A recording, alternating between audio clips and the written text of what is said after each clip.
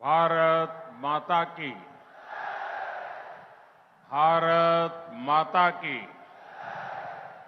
भारत माता की। चराचरात वास करणारी गुरुदेव शक्ती या सभेला उपस्थित सर्व बंधू भगिनींना माझा जय गुरु। ये धरती अध्यात्म और राष्ट्रभक्ति के महासंगम की धरती है। यहां अप्रतिम बलिदानों पर बसे आष्टी गांव की प्रेरणा है।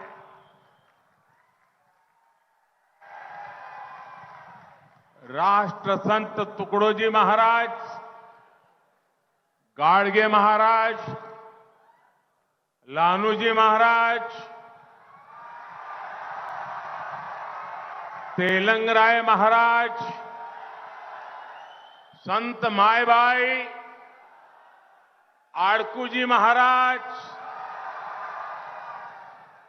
ऐसे कितने ही अनगिनत महान संतों के आशीर्वाद यहां मिलते हैं। मैं आज सौभाग्यशाली हूं कि इस धरती पर उन सभी पुण्य आत्माओं को प्रणाम करने का अवसर मिला है। आज चैत्र एकादशी भी है। पंढरपुर की आषाढ़ी, कार्तिकी, चैत्र और माघी ऐसी 4 यात्राएं मुख्य होती है। उनमें से आज चैत्र एकादशी की यात्रा है। आज हर तरफ गूंज रहा है, रूप पाहता लोचनी, सुख जाले वो साजड़ी, तोहा विठ्ठल बरवा, तोहा माधव बरवा।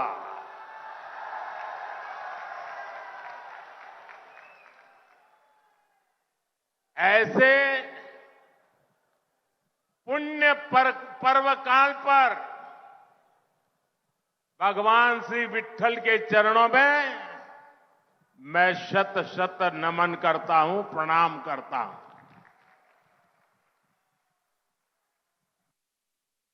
मैं गुजरात में पैदा हुआ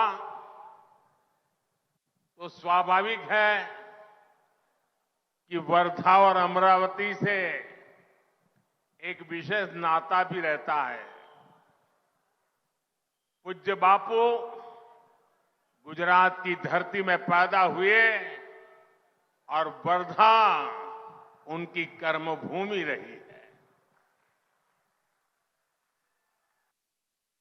विनोबा जी भी लंबा समय जीवन का बड़ौदा में बिता करके फिर यहां आए। साथियों, 2024 का ये चुनाव विकसित भारत, आत्मनिर्भर भारत के सपने को पूरा करने का चुनाव है। ये सपना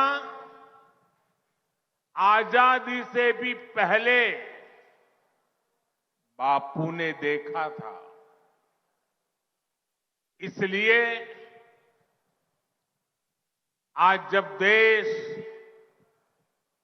इस दिशा में निर्णायक कदम उठाने जा रहा है तो इसमें वर्धा का विशेष आशीर्वाद चाहिए।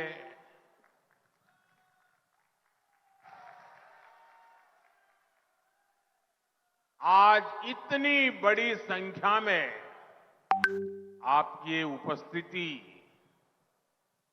वर्धा और अमरावती का ये प्रचंड समर्थन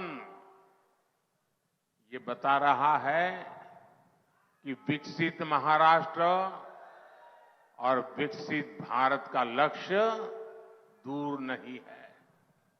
और मैं देख रहा हूं जितने लोग अंदर हैं उससे ज्यादा लोग वहां बाहर खड़े हैं। और मैं वर्धा चुनाव सभा में पहले भी आया हूं, लेकिन इतना बड़ा जनसागर पहले एक बार भी नहीं था।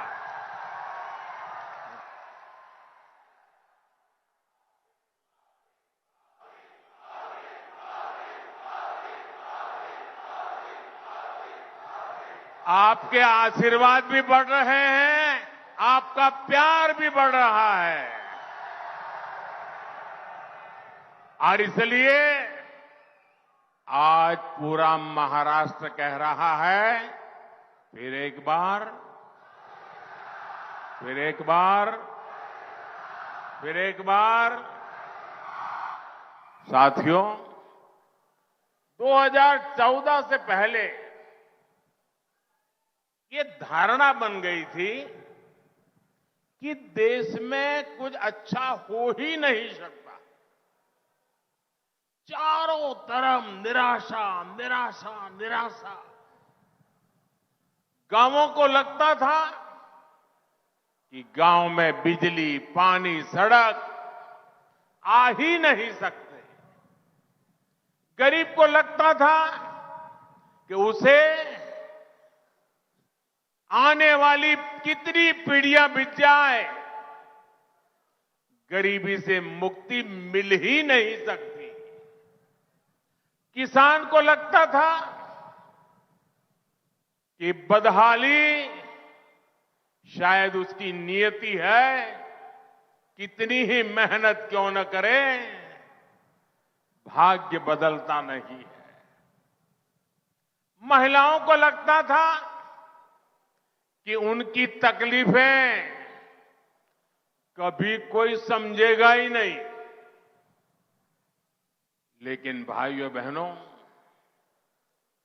जिसको किसी ने नहीं पूछा, जिसको किसी ने नहीं पूछा, उसको गरीब के इस बेटे ने पूजा है।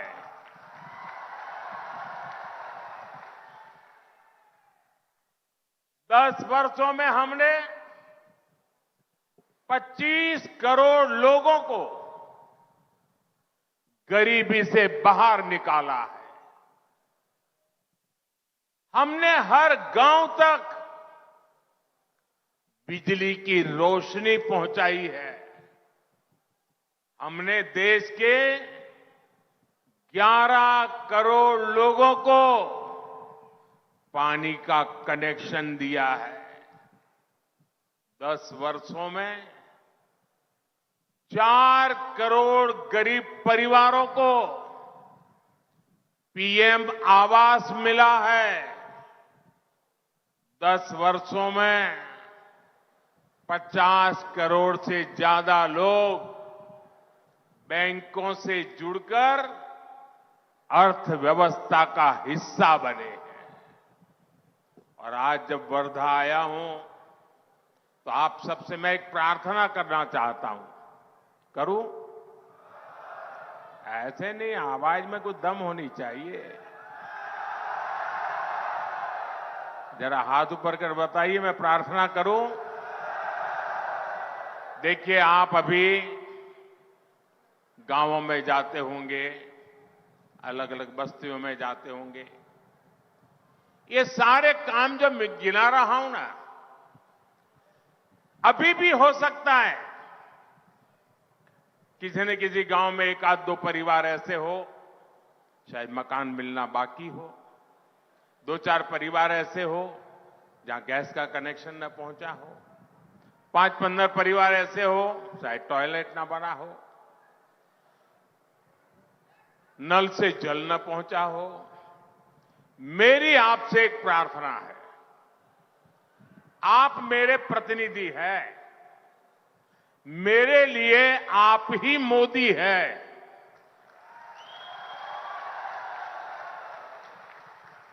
तो जब भी आप जाएं और ऐसे लोग आपके ध्यान में आए तो उनकी सारी डिटेल लिख लीजिए और मुझे जरूर भेजिए और उनको कह दीजिए कि मैं मोदी की तरफ से आया हूं,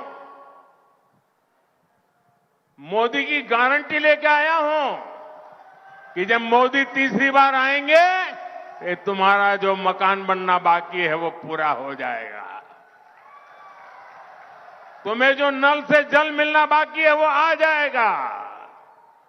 तो मेरा एक काम कर दोगे, क्योंकि मुझे हर किसी की सेवा करनी है और आप मोदी बनके मेरी मदद करिए, करेंगे? साथियों, आज आत्मविश्वास से भरा ये देश अब मोदी की गारंटी देख रहा है।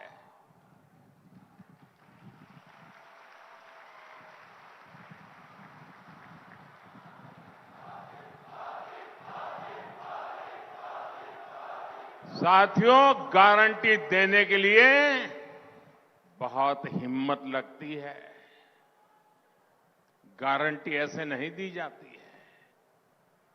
जब पूरी तरह कमिटमेंट होता है, पूरी तरह रोड मैप होता है और मन में एक संकल्प होता है कि मैं इस काम को करके रहूंगा, कितनी ही बाधाएं क्यों ना आए, मैं बहानेबाजी नहीं करूंगा, करके रहूंगा, तब जाकर के गारंटी निकलती है।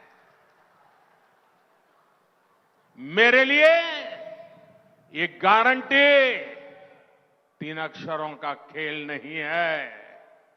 ये गारंटी के पीछे पल पल खपाने का इरादा है। पल पल आपके नाम, पल पल देश के नाम, 24/7 फॉर 2047। भाजपा ने अपने मैनिफेस्टो में कहा है, अगले 5 साल में गरीबों के लिए 3 करोड़ नए घर बनेंगे। देश के हर घर तक पाइप से पानी पहुंचेगा और सबसे बड़ी बात मैं यहां सब मौजूद लोगों को कहना चाहता हूं, आजकल हर परिवार में कोई अपवाद नहीं होता है। हर परिवार, बुजुर्ग मां बाप होते हैं, दादा दादी होते हैं, चाचा चाची होते हैं, आंदोलन खड़ा करके महिलाओं की आर्थिक भागीदारी के रास्ते खोले। अकेले वर्धा में ही 1.5 लाख से ज्यादा परिवारों की महिलाएं स्वयं सहायता समूह में शामिल है। एनडीए सरकार ने बैंकों के द्वारा वर्धा की महिलाओं के लिए 1200 करोड़ रुपए से ज्यादा की मदद भेजी है। अब अगले 5 वर्षों में हम करोड़ों महिलाओं के स्वयं सहायता समूहों को नए नए क्षेत्रों में ले जाना चाहते हैं। आईटी हो, रिटेल हो, टूरिज्म में होम स्टे की बात हो, शिक्षा के क्षेत्रों की ट्रेनिंग देने की बात हो, हर नए क्षेत्रों में हम इन स्वयं सहायता समूह की बहनों को ले जाना चाहते हैं। हम 3 करोड़ बहनों को लखपति दीदी बनाएंगे। हम गांव-गांव में अपनी बेटियों को ड्रोन पायलट बनाएंगे। और ये मोदी की गारंटी है।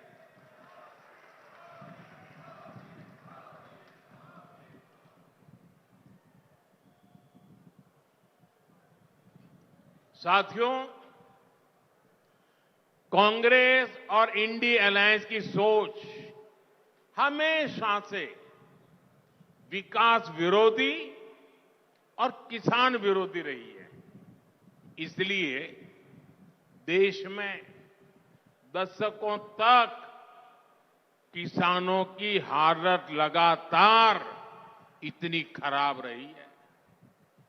उनके दौर में जैसे काम होता था, उसके लिए मराठी में एक कहावत है और उस कहावत में कहते हैं, बारशाला गेला आणि 12व्याला आला। परिवार के नाम पर पत्थर तो लग जाता था, लेकिन कई पीढ़ियां गुजर जाती थी, फिर भी काम नहीं पूरा होता था। विदर्भ को कांग्रेस सरकारों के इस रवैये का बहुत नुकसान उठाना पड़ा, लेकिन आज हमारी सरकार विदर्भ को उतनी ही ज्यादा प्राथमिकता देकर काम कर रही है। यहां एकनाथ शिंदे जी, देवेंद्र फडणवीस जी और अजीत पवार जी पूरी शक्ति से आप सभी की सेवा में जुटे हुए हैं। आप देखिए, एनडीए सरकार बाला साहब ठाकरे समृद्धि महामार्ग का निर्माण करवा रही है। आज नागपुर से गोवा के बीच 1 लाख करोड़ रुपए की लागत का ग्रीन हाईवे बन रहा है।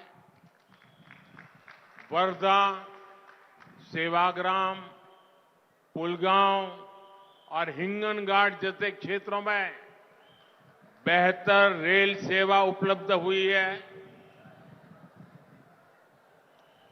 वर्धा, यवतमाळ, नांदेड़ के बीच रेलवे लाइन और वर्धा से बल्लार शाह के बीच रेल ट्रैक जैसे प्रोजेक्ट इस क्षेत्र की कनेक्टिविटी बढ़ा रहे हैं। दामनगांव रेलवे स्टेशन का पुनर्विकास किया जा रहा है। हमारी सरकार ने आरवी विधानसभा क्षेत्र में सिंगल लाइन को ब्रॉडगेज रेलवे लाइन में बदलने के लिए अलग से फंड दिया है। वर्धा के सिंधली में ड्राई पोर्ट का काम भी पूरा हो चुका है और देश में टेक्सटाइल इंडस्ट्री को बढ़ावा देने के लिए जो टेक्सटाइल पार्क बन रहे हैं, उनमें एक अमरावती में बन रहा है। यानी विदर्भ अब पिछड़ेपन के उस दुष्चक्र से बाहर निकलेगा जिसमें कांग्रेस पार्टी ने विदर्भ को फंसा कर रखा था। इंफ्रास्ट्रक्चर और औद्योगिक पिछड़ेपन के कारण ही विदर्भ के किसानों को इतने दशकों तक आर्थिक तबाही से जूझना पड़ा है। ये हाईवेज, एक्सप्रेसवेज और रेलवेज हमारे इन किसानों की समृद्धि के महामार्ग बनेंगे।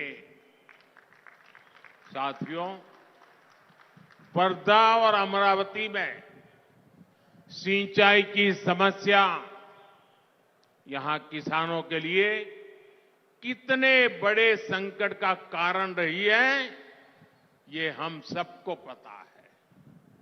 लेकिन पिछली सरकारों ने इस ओर कभी ईमानदारी से काम नहीं किया। 2014 में देश में ऐसी 99 बड़ी सिंचाई परियोजनाएं थी जो दशकों से अटकी हुई थी। इसमें सबसे ज्यादा संख्या महाराष्ट्र की सिंचाई परियोजनाओं की थी।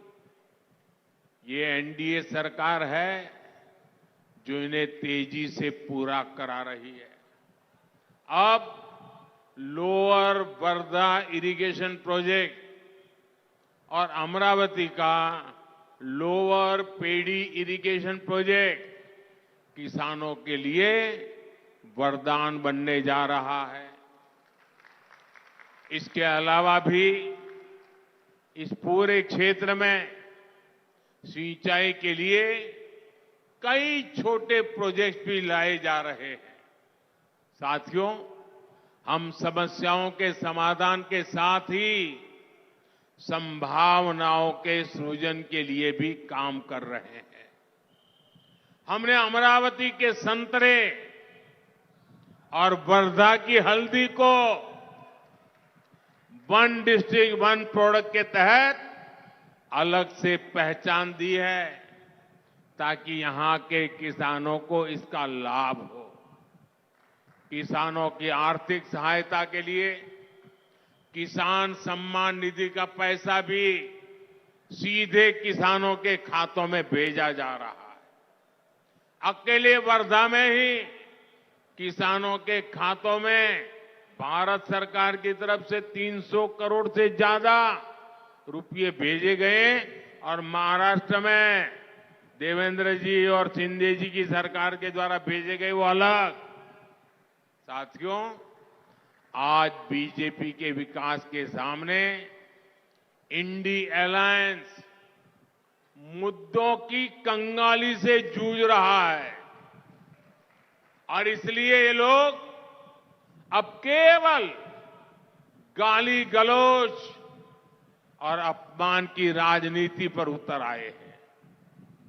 इंडी अलायंस की तमिलनाडु की जो पार्टी सनातन के विनाश की घोषणा करती है, उन नेताओं से ये लोग छत्रपति शिवाजी महाराज की धरती पर हमारे महाराष्ट्र में लाकर रैली करवाते हैं। अयोध्या में राम मंदिर का 500 साल पुराना सपना पूरा होता है तो कांग्रेस पार्टी और उसके दोस्त उसका भी बहिष्कार करते हैं। अयोध्या में भव्य राम मंदिर में पहली रामनवमी का आयोजन हुआ।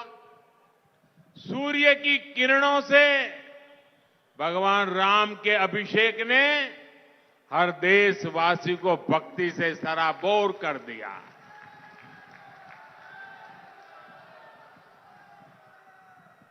लेकिन इस इंडी गठबंधन के एक नेता ने कहा और जब सूर्य तिलक प्रभु रामलला को हो रहा था उस समय ये इंडी अलायंस के साथी ने क्या कहा, ये सब पाखंड है, पाखंड। ये कांग्रेस पार्टी और उसके साथियों का असली चेहरा है, असली चेहरा। साथियों, एकनाथ शिंदे जी की सरकार ने यहां लालूजी महाराज देवस्थान का पुनर्विकास का संकल्प किया है। ये लोग अगर मजबूत हुए तो उसका भी विरोध करेंगे। इसलिए छत्रपति शिवाजी महाराज की ये धरती पर कांग्रेस के इन पापों का हिसाब आपको करना है। साथियों, कांग्रेस पार्टी भी ये बात जानती है कि वो चुनाव नहीं जीत सकती है। इसलिए कांग्रेस के युवराज नतीजों के बाद देश में आग लगाने की धमकी दे रहे हैं। संविधान को कैद करके आपातकाल लगाने की इनकी मानसिकता बदली नहीं है, लेकिन देश ने मन बना लिया है। और आज पहले दौर का जो मतदान हुआ है ना, सब दूर एक ही बात नजर आ रही थी, फिर एक बार साथियों, देश एक मजबूत, निर्णायक और स्थायी सरकार ही चाहती है। इसलिए कांग्रेस या इंडिया अलायंस को वोट देना एक तरह से अपना वोट व्यर्थ करना है, बर्बाद करना है। महाराष्ट्र का एक एक वोट विकास के लिए पड़ना चाहिए। आने वाली 26 अप्रैल को आप सभी को वर्धा से भाजपा उम्मीदवार श्री रामदास चंद्रभानजी तड़स और अमरावती लोकसभा से श्रीमती नवनीत राणा जी को रिकॉर्ड संख्या में वोट डालकर भारी मतों से विजयी बनाना है। बनाएंगे, लेकिन इसके लिए एक मेरी शर्त है, काम करना पड़ेगा। करेंगे? एक, मतदान के पुराने सारे रिकॉर्ड तोड़ने होंगे। तोड़ेंगे? हर पोलिंग बूथ जीतना होगा। जीतेंगे? पोलिंग बूथ जीतेंगे। एक भी पोलिंग बूथ ऐसा नहीं है ना कि जहां पर हमारा पराजय हो। सबके सब पोलिंग बूथ जीतेंगे। आने वाली पूरी शक्ति समय पोलिंग बूथ को जीतने के लिए लगा देनी चाहिए। और आप सभी को मेरा एक और काम भी करना है। करेंगे? ये मेरा पर्सनल काम है, ये तड़स जी का नहीं है। करेंगे? सब लोग बताएं तो बताऊं मैं। करेंगे? तो मेरा एक काम करना, महाराष्ट्र में घर घर जाना, जाकर के कहना कि मोदी भाई आए थे और परिवार के सबको प्रणाम कहा है, मेरा प्रणाम पहुंचा देगा। मेरा प्रणाम पहुंचा देंगे। पहुंचा देंगे। जब हर परिवार में मेरा प्रणाम पहुंचेगा ना, तो परिवार के सब लोग मुझे आशीर्वाद देंगे। और जब मुझे आशीर्वाद मिलते हैं तो एक नई ऊर्जा मिलती है। और जब नई ऊर्जा होती है तो आपके लिए, आपके सपनों के लिए मुझे खप जाने का आनंद मेरा बढ़ जाता है। इसलिए मुझे हर परिवार से आशीर्वाद चाहिए। बोलिए भारत माता की, भारत माता की। बहुत बहुत धन्यवाद। बहुत बहुत धन्यवाद आदरणीय प्रधानमंत्री महोदय। आपके प्रेरणादायी शब्द हमेशा नई ऊर्जा हम सबको प्रदान करते हैं। आपका आभार। आभार प्रदर्शन के लिए यहां पर आमंत्रित करती हूं श्रीमती अर्चना ताई वानखेड़े जी को।